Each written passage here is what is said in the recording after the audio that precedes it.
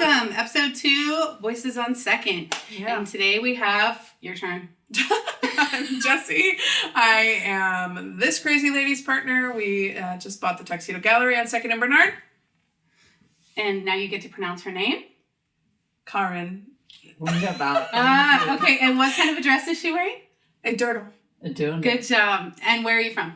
Germany. Yeah. What is the name of your group that you are representing today? I represent the German American Society, and I'm the president of the German American Society. My name is Karen King. Like she said it so wonderfully and so correct. Yay! So we met Karen when she came to the Safety on Second meeting, and she got up and spoke, and it was just really passionate and very Moving. raw, and we really enjoyed that.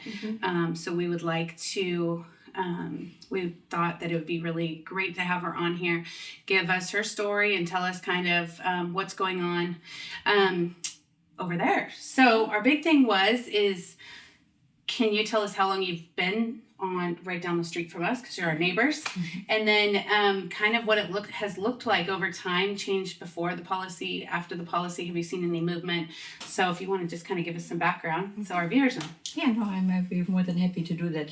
So like I said, I'm the president over there. I have been the president for the past 5 years. So I have seen quite a development over the past 5 years. However, the German American Society, the building itself, the club itself has been there since 1897. Wow. And it has been active ever since. And I think that is such an amazing accomplishment for not being. And during my tenure, I guess I should say too, my time as vice president, I was able to put this building on the historic register. So now I have even more interest in keeping it alive, more interest of getting the people, the Spokane community involved to come down and see us. I mean, if you come into the building, it is quite amazing. We have the old original bar still from 1897. We have a wonderful downstairs, and we have an upstairs, and we do special events to get people interested. Is this the building, have you been in there the entire time? Yep. Oh, wow. And which is really, really amazing, because not only the entire time, but remember, when I say 1897, meanwhile we had World War I and we had World War II. Yeah. World War II was a very critical time, to be honest with you, for German people, right? So we had to lay really, really low during that time. And matter of fact, our choir had to change their name because they didn't want to be associated with, with World War II and the politics over there, because people that were here clearly had left Germany because they didn't like the trend it was going, and they were fortunate enough to get out. But yeah, it kept afloat the entire time, and it kept alive and active the entire time. Did you guys take refugees during that time? No, we didn't. There was really no refugees, because the people that came, they lived on in little communities. They were mostly farmers and stuff like that. Okay. They moved more like to Ritzville, in these areas. Yeah. Okay. So then they would just gather here and celebrate their old traditions, kind of. Oh, thing. okay. So cool. That's awesome. Yeah. So tell us about what you've seen on the street, what you've noticed in downtown, having been in that building over the years. Oh my God, you really want me to go there? We do. Yes, your voice for down here. Like I said, when I started this 5 years ago, I mean, have been a member for 20 years, but 5 years ago, I saw things changing in the downtown area. In what way? And I was very concerned, but it was no longer the safe place that I thought it was going to be. With trucks used around there, people hanging around there, homeless people, some harmless, some not so harmless. I mean, we have seen it all. But then I was really concerned, and I thought, okay, my term was supposed to be 2 years. And I thought, if I do 2 years, it may be too late to rescue it. So, and then what really was the turning point for me is that we had realtors coming in to our building and saying, you know what, this is not a safe area. How about would you be interested in selling this? We'll find you. And I said, well, where would we go? Well, we'll find you another place, but this is really not a safe spot to be. And I'm going, it's been pretty safe overall for me. So I wouldn't quite have been. I said, so where would we go? And they said, well, we'll give you enough money, you find another place. Then I did a little bit of research, and I learned that we, the German American Society, we are the only cultural society in Spokane that's left that has their own building, their own home, something to go to. And you've been there so long. So long. Since the 1800s. And that's when I decided, okay, they said, will you stay on as president? I said, yes, definitely. We need to keep this alive. And like when I saw that the Norwegians lost their home, the Italian American side lost their home, and so I said to realtors, so where are these people gonna go? And they said, well, they meet at, where would they meet? We have sometimes 100, we have over 150 members. Well, they meet at a library or they meet at a church. Now, we are a German society and we like Gemütlichkeit, meaning we have dinners and we like our German beer, which is very good. Probably can't do that at church. I'm going. I said at a library, at a church would be, and it was crystal clear that was not good place for us to go. In addition to that, we have a full downstairs, industrial kitchen downstairs. We have a full bar downstairs. Yeah. And then in addition to that, we have an upstairs. So when we have a large event like our Oktoberfest, we have usually 200 to 300 people come. I couldn't do it all downstairs. So we have an upstairs, and the upstairs again has a wine and beer bar and another. So 2 bars, one on each side. So it has, there's no way in town we could find any place that would even accommodate us even here in itself. So 100%. Well, and to that, why do you have to move? Why should you have to move? Well- I love the stubborn tenacity of, no, this is our place. Yeah. We're not going to know. move because moving is giving in to what's going on, and what's going on is wrong. Yeah. And so by you staying, you're digging your heels in, saying, no, this is actually, enough is enough, and we're not going anywhere. We and definitely don't have the same history, but we're doing the same thing, and we're trying to find other people that are on the same track going, we're not going anywhere, we're going to clean up the streets where we're at. People ask us all the time, why don't you just move? Why don't you just go up, I go know. up Division? And we're like, it's there too now. And no, why should we have to? Yes. This is our stomping ground. You longer than anybody else, late 1800s, who can say that you are in the original building from the late 1897, 1800s? And Wow. that would be a devastating, because then it would do I mean, it's so historic, right? Right. And then especially after in my second year, I was able to get this on the historic register. That And was what is the address again? 25 West 3rd.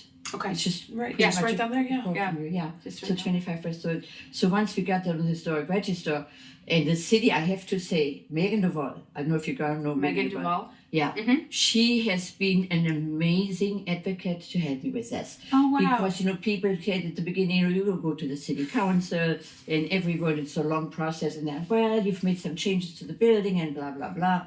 So Megan Duval stepped in and she said, they came in and she said, well, Ken, good news and bad news. I don't have everybody on board yet with the historic register, but we are creating a new type of historic register, which is a cultural event, cultural community. Oh, cool. And so with that, she was able to push that through for us. And now I had protection. Now I'm even stronger to fight. So now the realtors people have said, absolutely not this building, because I know if we sell it to you guys, you're going to tear this down in a heartbeat. 100%. It's going to be prime real estate on Division Street, corner Division and Third. Are you kidding me?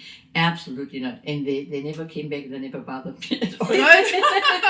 No, they were then, okay, that's okay. No, you keep doing what you're doing. It sounds like you're doing the right stuff. Yeah. So I had that protection, and I got the tax exempt, because to run a building like that, people don't realize how expensive it is. To maintenance on the building. It's I mean, our Vista bill is like, $1,500 off in a month. And we only have one dinner a month, $25 a dinner. Our membership is only $50 per person per year. So I'm constantly struggling with special events to do that. And and I think I just don't have enough people to help me, to be quite honest with you. I need more people to help me, to support me, because I think we ought to be able to go to a Vista and just say, this is unacceptable. We don't have that. It's not a restaurant. We don't have ongoing events. We only once a month. We cannot afford these kind of numbers. 100%. I wonder if we can find someone who can. That might be a helping a little, hand. yeah. I mean, I would She's so appreciate and so lovely. desperately need that help. But no matter what, I mean, we are doing very well. And if I just concerned at the beginning, it was nothing but fun. And then once I got the historic register and the tax exempt, I'm going, we've got this made. And then it just started more and more that we had transistent, I don't know how to say that word. Transient. Yeah, transit people coming, and we come to the club, and here they're laying at the doorway entry. There is human waste on the steps. I'm going, ooh, how dangerous is that? How? And I told my people, no, we clean up. No, I said, don't. We called somebody. We would call somebody, crime check, and they take a report and do this, and here's your report number, and nothing happened. I go back down 4 hours later. Or they started camping out on our roof, climbing from On U-Haul. your roof? They go from U-Haul on the U-Haul building and climb over and camped out on the roof. Ruined our the air conditioning building thing that was on top of there. I came down there, we called the police, and they said, well, our hands are really tight because they have a right to be. And I said, on your roof? Yeah. I said, they do not have a right to be on our roof, and they do not have a right to destroy things. I mean, Yeah. I respect that people need a place to be. I really do. But you don't have to There's destroy boundaries. things. Yeah. It's a historical building too. Yeah. But even if it's not, that's I know, actually there's super so dangerous many- for them to be on a roof and then ruining your air So then conditioning. they said, they talked to me, they picked up, and I said I called some of my club members, and I said, be careful. They're moving now because the police is right there. They're going to come back because I still saw some stuff on the roof. I said, I guarantee you they'll come back, So I said, give it 3-4 hours. We went back, and surely enough, then I said, we just took everything that was on the roof and just got rid of it all. You have to. That- We've had to do that Yeah. if they leave out I mean, it sounds so here. mean. So it it's sounds awful, but 100%. it's the only way Yeah. that we could do. So, Mhm. and it got worse and worse because then we had one of our artists had made a beautiful mural, beautiful painting building on the outside of the building. Yeah. And what a shame. So now we have to hire somebody to put a fence around it because otherwise they would destroy it. with graffiti. Why? And throw bottles on it. I mean, it's just awful, yeah. So now we had to hire somebody to build a big fence around it. So we still have the beautiful mural and you can still see it. But it's like, the Mona Lisa in Paris isn't even that protected as our mural is here on 3rd Street. This is how dangerous it is and how worrisome it is that there's no control with those people just running a gamut, just running by it like that. Absolutely. And they come with blankets and stuff like that. They do trucks, they do needles, they have dogs, they have all kinds of things. Now, since you guys, I am so grateful for you guys. Since you guys have taken this project on, I have actually seen a slow change for the first time ever. Ever.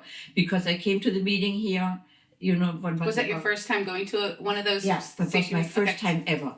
And I think Michael Cathcart, I always invite him to he will tap our Oktoberfest. We need a city official to tap the beer cake. Oh, So Michael Cathcart comes and he did that, and so Oh, he did? and so That's so he fun. did that. But and so I said, Michael, what should I do? And he said, I've gone to city council, and I can you see people their reaction. It's like, okay, we've heard it all. Okay, same thing. yeah. Cry.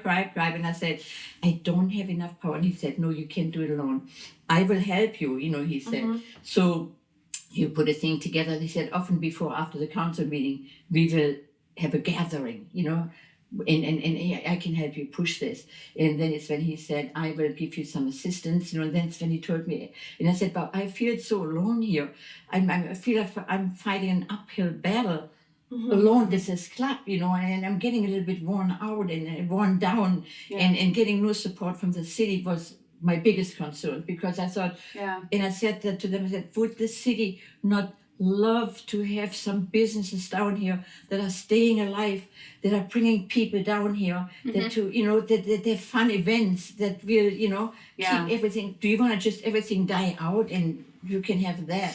And then in addition to that, then I learned when I came to your meeting that the other people downtown, they hire their own security team. And I'm going, okay, now I got really, really anxious. That okay, now I understand what's happening. Now I see why we have such an influx, because now they have their own security team. So these people are being pushed to 2nd and to 3rd Avenue. Yeah. So I'm going, how wrong is this? Yeah. So this is the DSP only goes to the railroad tracks and then all the way up to Boone, so they won't cross over to the other side.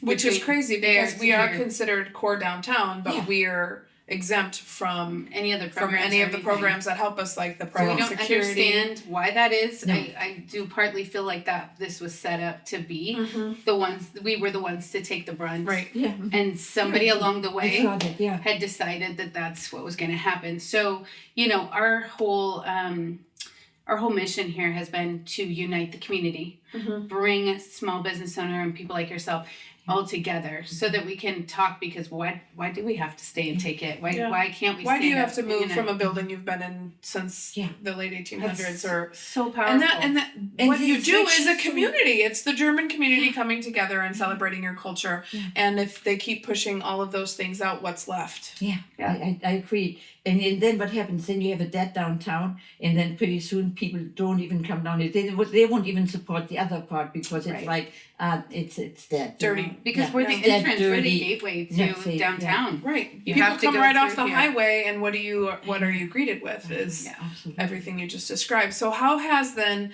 you said it got worse 5 years ago. Yeah. How has that impacted the amount of members, the attendance at all of your things? Can you talk a little Yeah, bit how for sure. I mean, those it have definitely has affected shrunk those our things? attendance there. The first, I would say, the second, third year. It didn't happen from today to tomorrow. It was just like very gradually, more and more people would come, more and more garbage was out there and stuff like that. So the community felt like, yes, we're always interested about this building. We always wonder what is inside. We see Deutsches Haus, and we're always curious to come. But I'm not sure if it's safe. If I wanted to hire a choir, like a school choir, to come and sing for us at a special event, the parents would say, well, yes, but no, we don't feel comfortable bringing our kids down there. And we're, how awful is that? We're doing something for the whole community, keeping the whole community alive. And then you have to be afraid to come down here? Absolutely not. There's no reason to be afraid. And I was convinced, I'm still convinced there's really no reason to be afraid, as long as we take action and we make sure we'll stop this at the core. But being nice is not working. I tried it the first 2 years, absolutely not. So once things got worse and worse, and the safety issue really concerned me, even my own members. And then, matter of fact, when I had with Michael Kafka, I said when Michael Baumgartner came by, he put an event in our club, and I so appreciate that, because they said, okay, they need our support. So he put on a big event downstairs, upstairs, and then. Wow. And then we got the Steinhaus, the German restaurant in town, to cater this event, and it was super successful. Then our choir would sing, and this is how scary it is out there, I think, in this town now. So then I got phone calls that day of the event, and they said, well, I don't think your choir should support political agendas. The choir should be thinking. I said, whoa, hold it, one moment, you guys. It has nothing to do. We are not supporting or objecting any political people. This is strictly, we are a non-profit, we are tax exempt, and we are renting our building to anyone that legally qualifies. That's all that is. I got the same story when I tried to do the safety on second meeting. Yeah. People go, oh, are you in politics? And I said, Yeah. I have nothing to do with politics. And it's so hard because our country is, on that platform divided, where yeah. it's so divided. It's so left or right. There's no more middle ground. We can't come together on both sides to fix what's going on in the streets or in the city. Even Or our anywhere. our nonpartisan city council that's supposed to be nonpartisan. It's divided. Totally, It's so divided, and they won't come together on things. They did on this policy, which was amazing. But some I are think they saying felt the pressure. they felt the pressure, and also a lot of people are to saying. make community. And a lot of people are saying it had to do with the election, timing and Right, stuff right, like yeah. that. So I don't think we're going to see a change unless we keep that pressure there and we keep saying, you know what, it's time for change. I don't care which side you're on. We want change, and it's time, because we're losing so much down here. There's so many beautiful buildings. If you drive up and down Second, there's so many cool buildings, but they're just being overrun by. And the same on Third, crime. right across the street from us is Yeah. a building. That, because when I got my historic register, then they were able to evaluate that. Now they're on the historic register. So, and I thought, actually, I've been talking to Oh, them. they're on the course. Oh, Yeah, wow, okay. and then there's the Lime people have the offices in there. Oh, uh-huh. But same thing, they had to put up a fence because people would just set fires on the little courtyard that there's on the side. What an absolute nightmare, you know. Yeah. So I have talked a little bit to them. I've talked to Enterprise. I have talked to U-Haul and to the line people. And I said, you know, we have to unite together. If we want to stay here, we want to stay in business, we have to have put enough pressure on the city that we need the help. We cannot just say one event is done and now everything is good to go, because it keeps growing. It's a little bit like a disease, like a plague, you know. 100%. If you don't stop it and nick it in the bud, it'll just get worse gradually, because I've seen it. And right now I've seen it getting a little bit better. And I think I was mentioned that earlier. So just a couple of weeks ago, after I have come to your meeting, I have had a chance to meet the chief of police. I've had a chance to meet the fire marshal.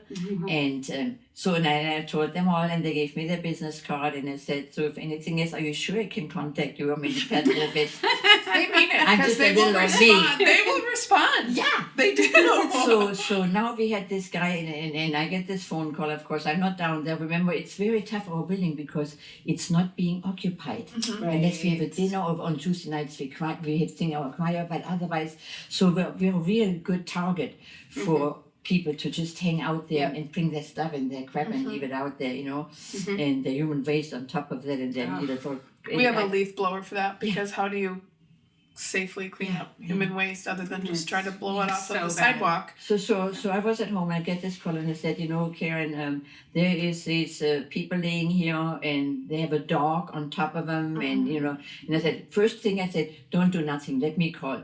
But you take pictures right now, because I may need that. So take some pictures of that, then let me call. So I called, and I was shocked the first time, and I called back and I said, well, okay, just wanted to let you know that I called and I reported it, and we have a claim number, and make sure you send me those pictures. And they said, Karen, they came already down here, the police already came. That has never happened in 5 years. They came down here, and I mean, it was not a big traumatic thing, but they said, this is our case, this is private property, and you guys, and they packed up their stuff, and they moved on. And I was a little bit traumatized, too, when I called, I made it worse than what it is, and I said, you know what, there is a dog. I don't know if it's a vicious dog or a nice dog, but I told and they said, well, can you see if he has a gun? Can you see if they ask us that all the time. Does he have a weapon? I'm like, well, he has 5 bags. So I don't see, I mean, but sometimes we have this person who walks on the street and he has a machete sticking out of his pants and one that he's swinging. So it's you know, not the machete guy, but I want to just repeat what you said. For the first time in 5 years, that's exciting. The first time in 5 years, feedback, someone showed up. Yes. And that's because of the policy. Not only somebody showed up, but somebody showed up and took action and solved the issue for that moment. So that was a huge relief to me. And is that your neighbors that are watching out for you and giving you those phone calls, or how do you find out? No, not too much. Usually we have one of our, my maintenance guy, you know, he's down there frequently doing different things. So he went down, then he said, oh my goodness, then we have our bar manager, she needs to set up the bar. So there's people in and out, just not on a regular basis. So So they called me, now they know just to call me every time, because actually something's happening. So thank you for helping putting that together, for sure. I think the police are so relieved too, because now they can actually do something. They actually can move and handle things, not just by arresting people, but actually getting them help and saying, no, this isn't going to happen, we're not doing that. Do you have no trespassing signs up on your building at all? You should definitely get them. Really? Yeah. Because if you have them up, there's like an extra level of ability that if you're not there, the police can act without you Oh, there. I didn't know that. You know, I was so naive because thinking, well, this is a historic building. People certainly would respect this and honor this and be so proud. This is part of the city and part of the culture, you know. And I have to do that absolutely for sure. Yeah, but if you put that out, that's supposed to help, so that they can represent you in that aspect. So on your last event, the Oktoberfest, how did that go? Well, how was your attendance for that? Well, I did call the police then too. I was so thankful that I came. That was probably one of the best meetings I have ever gotten to, you know, because I saw results for the first time. So then I called the police again, and they said, well, you know, we cannot afford to hire you. You can hire police officers to come. No, fortunately we are so strapped with money. I cannot hire anybody. So he said he's going to have somebody down there just for the presence, just to stand at the door, you know? Aw. And that made all the difference in the world too. People feel safe. Yeah. I mean, you don't even, it's just like, you know, when you drive on the freeway, and there's a police car sitting, oops, I was Back on that gas and press it on that. I mean, it's that kind of situation. So they don't even have to do a big thing. It's not, you know, a big thing, but just that there's some presence. People feel very, very secure and very, very safe.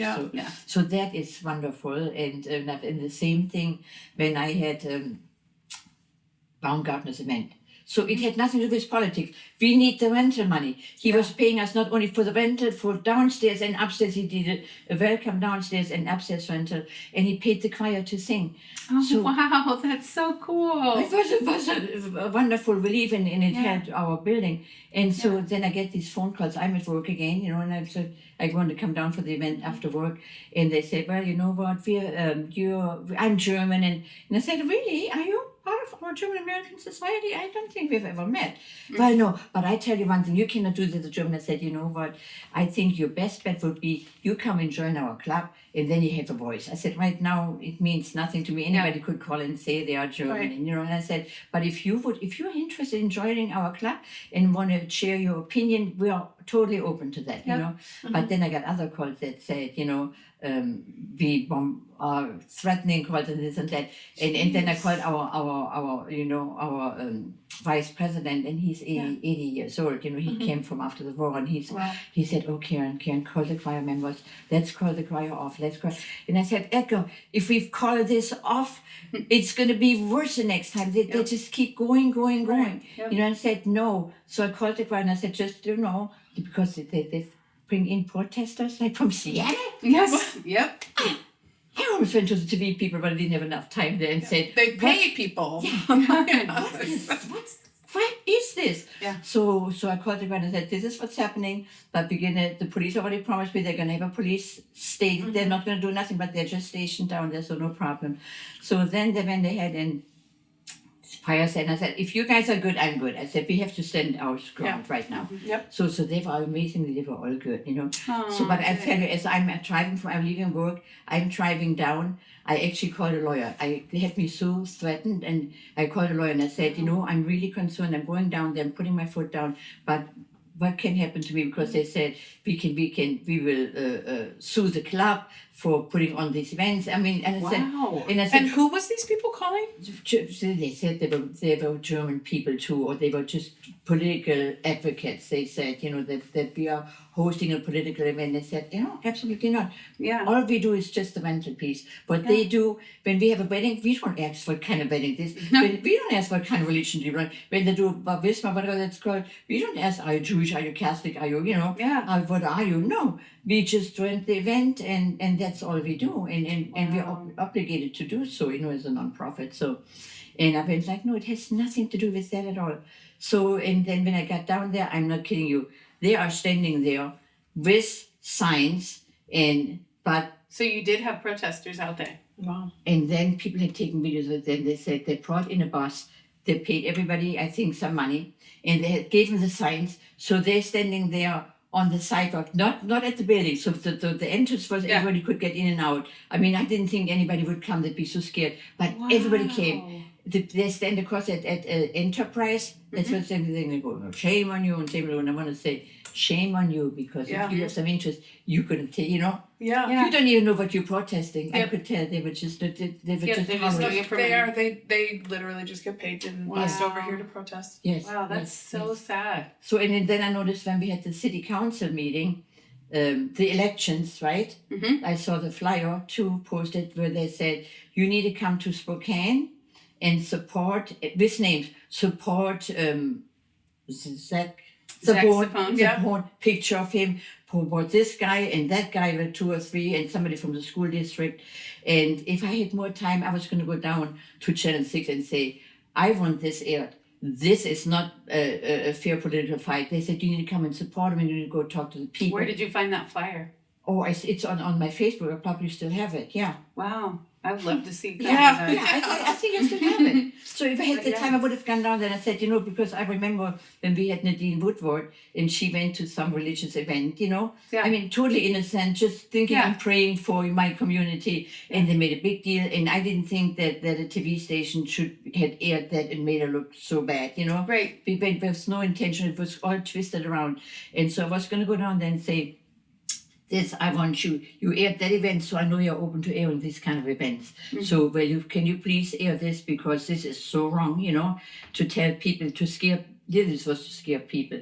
Scare people, I said, we're trying very hard to keep this downtown safe and people confident on coming, and this is not a fair system to do, So sad. So on top of the homeless and the drugs, but you're also dealing with political harassment. Political harassment. Yes. Wow. So when I called the lawyer and I said, on the previous one, and I said, so now I'm kind of shaking my boots because I'm standing my ground and I'm on my own. What am I going to do? But if I get down there and there is to be with a microphone in my face, Yeah. And he said, Karen, I don't think it's going to happen. But if it is, just say no comment and you just keep marching. Don't explain anything, because no matter what you say, they will take it out of context. They'll twist your words, yeah. Now you have our number. I don't. So, well, how would they know to call you? Who's calling you? And I said, well, I remember Jessie, but that's all I know. Yes, no. I think it's from the meeting. And that is why we had everybody sign up, because we didn't know where it was going to go and what we were going to do. But, one of the things that even Binkle said that day when we were at City Council trying to pass it, he said, we have to keep the ball rolling. This is just the first step. Yes, it is one big movement, and it's going to take a while for the police to get through everything that they need to get through. But it's also, it's going to take the community, because this is years worth of damage and political, distress, obviously, that you're going through. And when I was talking about it, I literally said, I have nothing to do with politics. I really don't know any of it. No. All I want is help out on the streets. I mean, our windows get bashed in, or, we're constantly cleaning up human feces like you and all these different things. And instead of moving and running, we need support. And where do we get that? And after that meeting, it was so informative about the different areas that are lacking and that needed and how many people came to your meeting, right? We actually found out maybe the day of or the day before that it had been sent out to thousands of people. So they had to turn them away before the meeting. So it was supposed to be smaller. It was trying to keep it. We wanted to keep it. The reason we did it was for the community, for people like you, everybody else who keeps getting the pressure of we'll just go somewhere else, just leave, just be okay with what's going on, and it's not okay with. We're not okay with what's going on, and we won't ever be. So we have said that, look at what happened. Look at the snowball effect from that one meeting where the parade of crazy was on display for all of those people in the councilmen's, all of the people elected officials, thank you. And so we just need to keep that ball rolling, and we need to keep that pressure on to keep this policy in place and to continue to build on it and see where there might be cracks in, this policy or whatever policy that is allowing all of this crime and things to happen, and just to keep getting loud. But then also to support each other. We are neighbors, so when you do have big events like that, we want you to know that there are, I may not be German, but I am happy to go out and represent. I'm happy to go out and represent. And I would love for us to have a tight-knit community enough that small business owners have each other on speed dial, that we could say, I have this big event come up. I need your guys' support because I'm getting harassed. I'm getting these things because why do we have to wait for the pecking order? Why do we have to wait for someone to change something, or for these guys to get along in order for change? Why can't we come together, set down the Democrat and Republican swords and unite? And just And just change it, because it's not, you're allowed to have your beliefs. I'm allowed to have mine. But we can all agree that change needs to happen out here on the street. Yeah, and this has to do with safety and culture and bringing community together. And This is- history. yeah. You have got such a long. That's such. Yeah. I didn't even know any of that information. Yeah. That's so powerful, and I think that That's needs the to be reason I'm still protected. there. But you Yeah. know, you guys, it never ends. Like right now, so I can see we're on a better road now. Anytime you have a policy change, it's a very slow movement. I always tell people it's just like when you have a big ship, it doesn't turn on a dime. You have a big then, or you have a disaster. Everything will scramble and fall. And it's not good. So you have like a big ship, and you need to change course. It's got to be very gradually, and that's what I see happening now. It has to be slowly and gradually, so it will last. Otherwise, it causes too much turbulence. You know, it's not good. So, but we have to stay on it for it to stay. So I even have now a contact from the new guy in charge for U-Haul. He lives in Idaho somewhere, you know. So, and then I told him, this is what we're doing. And I said, my plan was maybe we can get all of us together at the city council meeting and say, no, it's not just one noise. It's not somebody just complaining, whining, you know. Look at these. We are all business people. We all have the best interest for the city in mind. It's not even just for our business, but it's for the city and for the community, that they feel safe to come down here, and that it's a fun place to be and it's a safe place to be. And he said, you let me know if that's coming. He said, I want to be a part of that. So you just have to keep those in order so that we can have those numbers on a list and that we can unite for city council. Yeah. So as we kind of wrap up here, is there, you told us about the dinner, your once month dinners. And so I'd love for you to share that as kind of I'm going to just show you something, just because, yes, please. because I am here. So this is the fun stuff that we do, and that I would like us to keep going, you know? Yeah. So the first event that we had is our Oktoberfest. Oh, which that was a looks big fun. event. We have, like I said, we don't have imported beer. It's no Heineken. This is... Well, I shouldn't say that. This is... It's okay. This is a raw platform. This is Paulaner from München. We ordered it in February. We get a big cake. We do everything the German way. We have the Steinhaus-Keder do the Bratwurst and the sauerkraut and the pretzels. I mean, and then I do it like we only do a $10 service charge to come in. But then you buy, some guys just want to have a real German beer and a pretzel, you know, because the pretzels are big and wonderful. Or some people want to have the whole dinner, you know. So this brought in like about 250 people, in from 250 and 300 people. Wow. So that's good to have. And I'm amazed that people still come in spite of all the bad PR they hear that. Yes. So now we're always pushing, this is safe, we got security, we don't really do. Yeah, you go above it. It's so beautiful. We'll be there. I love With it. our snowblower and our metal hat. Exactly. We got you. I know.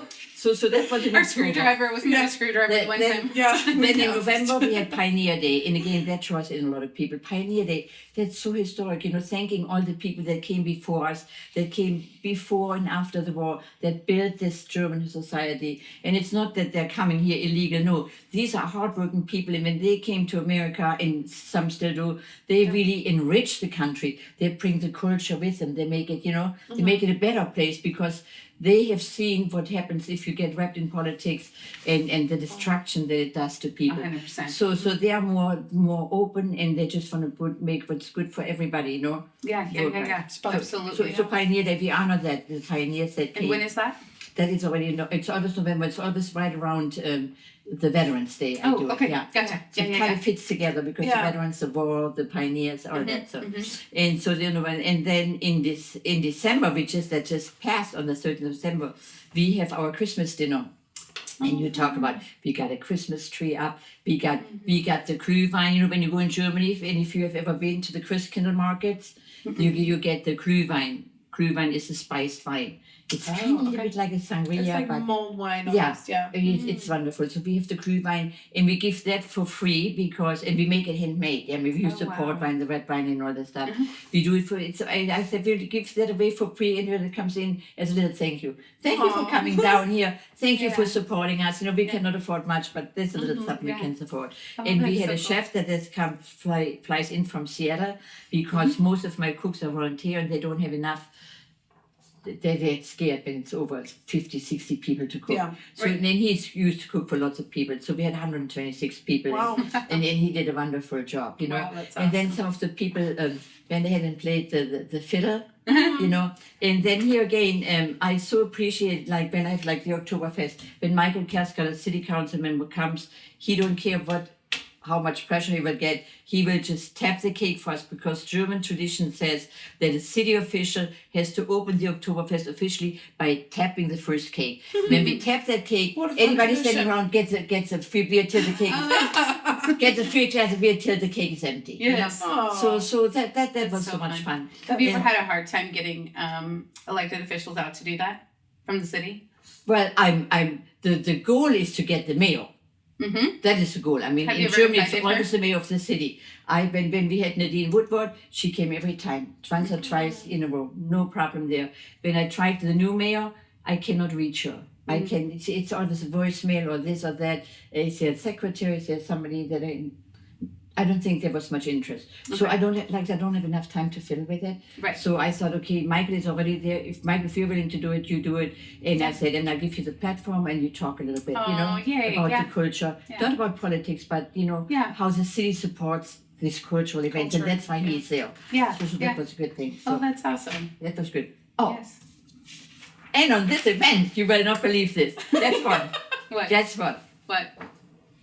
Michael Baumgartner shows up. I didn't ask him. I didn't invite him. And we had 126 people down there. So I'm looking at the door and going, you got to be kidding me. I didn't know you had such pull. Well, that's bad.